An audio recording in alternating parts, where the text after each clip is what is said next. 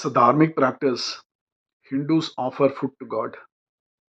They observe fasting during Navaratri, Ekadashi, Sashti, Saturdays, on many occasions. Why we offer food to God? Why we should do fasting? What is the reason behind? Spiritual as well as rational reasons both are there. Ahimsa is the core principle of Sanatan Dharma. Based on that principle, one has to be a vegetarian. Why do we offer food to God? Naivedyam is the food offered to deity, while Prashadam is the blessed food received back from deity after offering. That's the difference between Naivedyam and Prashadam.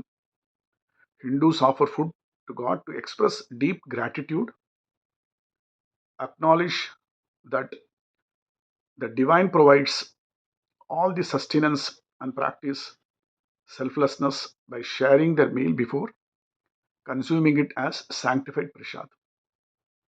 There is another reasons also. Gratitude and humility, thanking the divine for the nature of life and the ability to put the food on the table.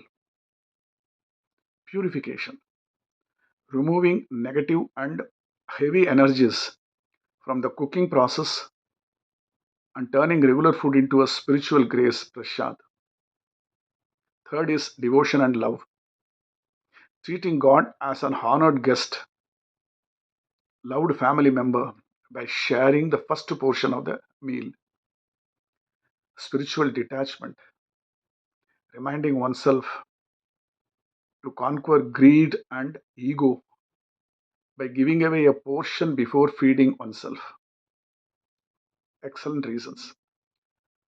So, coming back to fasting, now we look at the rational reasons behind.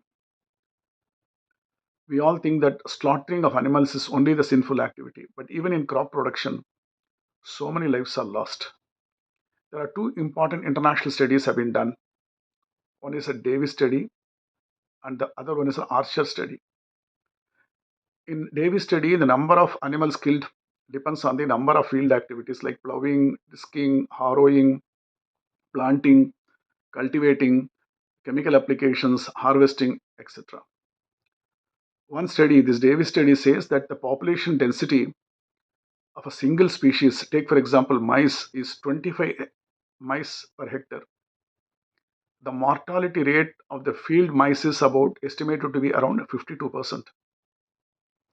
Another study found that the mortality rate of rats during sugarcane production harvest alone is about 77%.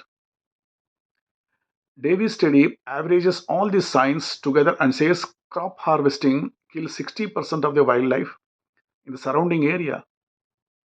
1.8 billion animals would be killed to produce a diet for America alone in one harvest. Now we get an average of 8 mammals, 21 birds, 82 reptiles inhabit 1 hectare land, 111. So what we are forgetting is how many of those animals are actually killed. Davis correctly identifies all field activities. He said plowing, disking, harrowing, planting, cultivating, chemical applications, harvesting, and all. Let's not forget one thing, that many activities are done 2 or 3 times per harvest. But then he references the mortality rate just for harvesting, which is only one field activity, and uses that mortality rate for his calculation, completely forgetting that other field activities also contribute to additional deaths. Now, let's come back to Mike Archer's research. Mike Archer, a professor at UNSW in Sydney, Australia, wrote his own thoughts on the issue. Here is what he said. In Australia, producing wheat and other grains results in at least 25 times more sentient animals being killed per kilogram of usable protein, more environmental damage, and great deal of more animal cruelty. And when we visit a grocery shop, we don't just walk through the produce section and see a poisoned mouse by carrots and severe snake near the potatoes. Those things are not in the label. The animals don't know If we mean to kill them or not, you can say intentional, accidental, all these are all excuses. It makes them no difference at all. The baby mouse, it does not say, oh, I can't be sad that my mom is not here now to feed me because the farmer did not mean to crush her. It was not intentional. That's absurd.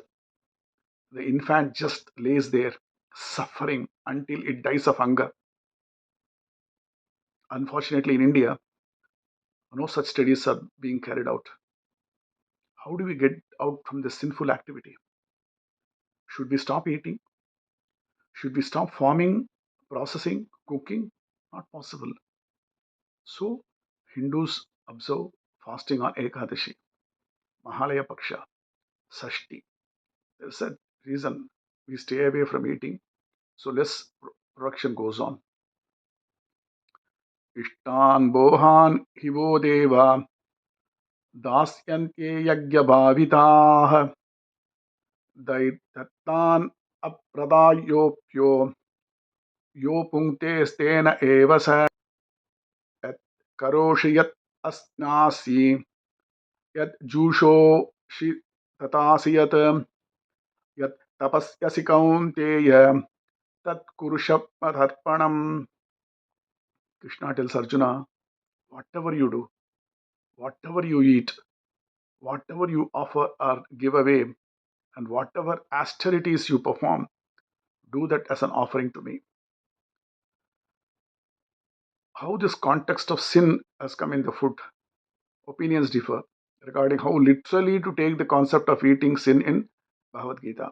Some interpret it as a strictly incurring karmic reaction for selfish consumption, while others view it as a symbolic reminder to cultivate gratitude, selflessness, rather than had a punitive judgment. The core message across interpretations is that God looks at the purity of heart and devotion behind an offering, not its material worth. So offer it to God. Scientific reasons we all know. It detoxifies the body. We take complete rest for all the organs on that day of fasting. Recharge ourselves. So there are a lot of scientific reasons. Enough has been told about fasting. But not much has been told about this, why we are offering food to God. We are virtually praying to God, saying that please pardon me for this sinful activity. Make this food pure, because so many insects, so many uh, living things have been killed. But I need to survive. I just can't stop eating.